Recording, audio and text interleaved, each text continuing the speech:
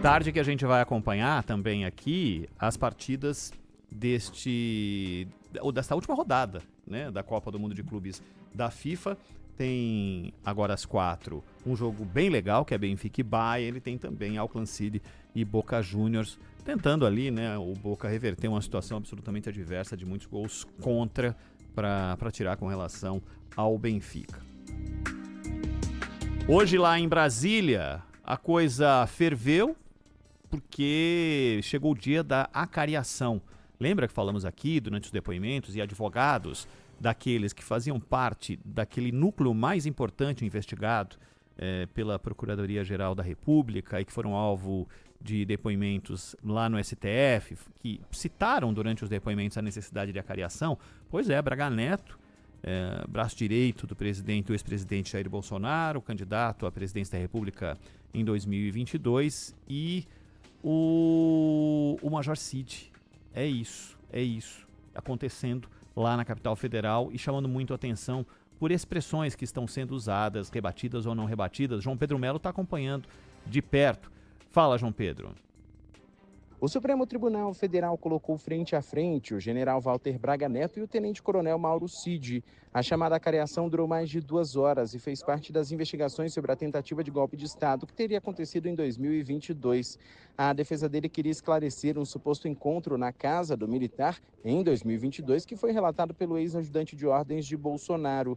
Segundo a denúncia da Procuradoria-Geral da República, na data foi discutido o plano para matar Lula, Geraldo Alckmin e também o ministro Alexandre de Moraes. Ao final da audiência, o advogado de Braga Neto, José Luiz de Oliveira Lima, apontou que Cid foi chamado de mentiroso e apresentou mais uma série de contradições sobre os fatos. Não, todos mantiveram, o Mauro Cid ainda se contradiz mais ainda. Ele mente o tempo inteiro, né, gente? Uma pessoa presta 10 depoimentos, ele mente aqui, mente ali, estava constrangido, estava de cabeça baixa, enfim, eu espero... Quais as contradições? Quais as novas contradições? São detalhes que ele coloca ali, uma hora ele diz... Agora ele trouxe um terceiro lugar que poderia ter sido entregue o dinheiro. É o terceiro lugar. Aí uma hora eu perguntei, mas o senhor tem prova disso? Cadê a prova da entrega desse dinheiro?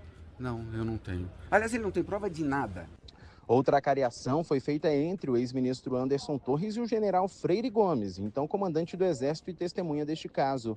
A ideia dessa parte foi esclarecer a fala de Freire Gomes, que insistiu que Torres participou de uma reunião com os comandantes das Forças Armadas para discutir o processo de ruptura. As audiências foram a portas fechadas, só com a presença dos depoentes, advogados, o relator do caso, o ministro Alexandre de Moraes, e também o ministro Luiz Fux. Vale destacar que Moraes tornou públicos os documentos do Instagram e do Google sobre a conta na rede social que teria sido usada por Mauro Cid para falar sobre a delação premiada. De acordo com os papéis, o login foi criado com um e-mail em nome do tenente-coronel que existe desde 2005, com a mesma data de aniversário do militar. O STF analisa a ação penal com 8 réus que teriam atuado para tramar um golpe de Estado e manter o ex-presidente no poder, apesar da derrota nas urnas. O Zaidan, o Cid foi chamado, aliás, eu pus ele como major, não tenente-coronel, né, o Mauro Cid, e o Braga Neto chamou ele de mentiroso. O Cid não retrucou, mas reafirmou que recebeu dinheiro do Braga Neto, Zaidan. Essa história de estava constrangido, estava de cabeça baixa, é preciso entender que já foi assim, em boa medida, a maneira como o Mauro Cid se comportou quando houve aquela série de depoimentos. E o dele abriu a série de depoimentos. O Mauro Cid, ele tem uma formação quase inteiramente na caserna, né? O pai dele é inclusive general. Ele era visto como uma espécie de garoto prodígio dentro do exército, alguém que fatalmente chegaria a general, e fez todos os cursos ali que lhe deram credenciais importantes dentro do exército. Então, não há dúvida que ele fica constrangido, ainda mais sendo confrontado por uma pessoa com quem ele tinha amizade, as famílias tinham amizade, um frequentava a casa do outro, havia uma relação muito próxima. E de repente, e é um general. E a vida dele foi criada tendo esses parâmetros, né? Está diante de um oficial superior. Então, a atitude, se foi constrangida, se foi de cabeça baixa, como disse o advogado, isso não é demonstração de coisa alguma. Tanto que ele mantém a versão de que sim, recebeu. Agora, se ele se contradisse, se ele já não sabe onde foi, e é muito esquisito isso, né? Que algo tão diferente da rotina, o sujeito não se lembre onde ele recebeu, as circunstâncias. Então, não sei, como não houve transmissão, corretamente, a cariação não deve ter transmissão, mas como não houve transmissão, não se sabe se foi só isso. Essa é a versão do advogado. Agora, o Mauro Cid está se enrolando, né? Porque naquele caso da rede social, o que a Meta entrega ao Supremo é a informação de que sim, o e-mail que foi usado lá em 2005 para a abertura da conta é o mesmo que ampara aí essa outra conta que estaria no nome da esposa dele, mas que seria usada por ele. Os diálogos divulgados são diálogos dele, com advogados de outros denunciados. Na época denunciados, depois se tornaram réus.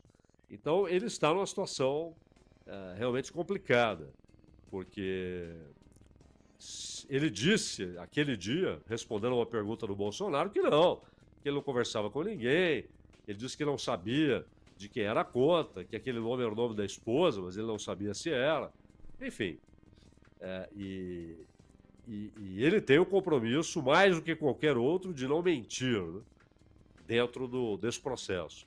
Mas isso não tem nada a ver com as provas levantadas, e até se chega ao limite de anulação, não da premiação, mas da delação, as provas são preservadas e continuam sendo utilizadas no processo. E ainda que houvesse a decisão de retirar os prêmios, não seria a anulação da delação. E mesmo que haja a anulação da delação, as provas continuam lá. Essas provas não foram entregues pelo Mauro Cid. Ele disse coisas, ele relatou coisas, ele contou coisas, e depois as investigações coincidiram com o que ele contou. Aí é que está. A coisa não está amarrada apenas no depoimento do Mauro Cid. Isso é óbvio, né, Ronald? É sim, Zaidan. Aliás, a gente acompanhou ao longo da história outros... A cariação não é uma coisa que fica pública, né? Como você disse, nem deveria ser. É que depende de onde é a cariação. Porque tem uma que, inclusive, eu já citei aqui numa outra oportunidade, foi um momento histórico do Parlamento Brasileiro, quando lá no início dos anos 2000, Antônio Carlos Magalhães e José Roberto Arruda, lembra dessa, Zaidan? A invasão do painel do Senado, né? Para saber o voto da Heloísa Helena, lembra? Luiz Estevão e toda aquela história. Isso daí foi de um tamanho colossal e a cariação foi no plenário, né? Um olhando para o outro, e um dizendo que fez e o outro dizendo que não fez, na frente de todos os parlamentares. Aquele foi um outro momento, é a cariação também, mas de um outro jeito, mais, digamos assim, espalhafatoso, né, Zaidan?